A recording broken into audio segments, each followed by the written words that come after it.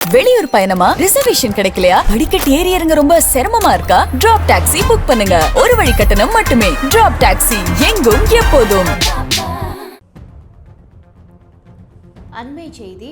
தொழிலதிபர் அனில் அம்பானியின் வங்கி மோசடி ஊழல் தொடர்பான விவகாரத்தை விசாரிப்பதற்காக சிறப்பு புலனாய்வு குழுவை அமைத்து உச்சநீதிமன்றம் உத்தரவிட்டுள்ளது. அனில் அம்பானிக்கு சொந்தமான ராகாஸ் நிறுவனங்களுக்கு எஸ் வங்கி 3000 கோடி ரூபாய் கடன் வழங்கியது.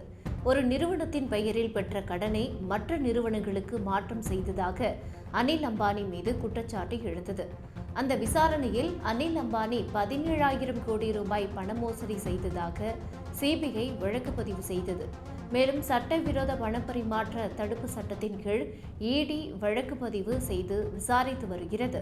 பின்னர் கடன் தொகையை திருப்பி செலுத்துவதில் முறைகேடு செய்து வங்கிக்கு 228.06 கோடி ரூபாய் இழப்பை ஏற்படுத்தியதாக சிபிஐயில் ஆந்திர வங்கி புகார் அளித்தது.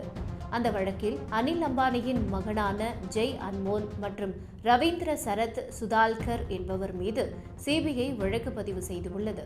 மொத்தம் 40,000 கோடி ரூபாய் கடன் தொகையை செலுத்தாதது குறித்த மோசடி புகார்களின் கீழ் தனித்தனி வழக்குகளை பதிவு செய்து சிபிஐ மற்றும் இடி விசாரித்து வருகின்றன.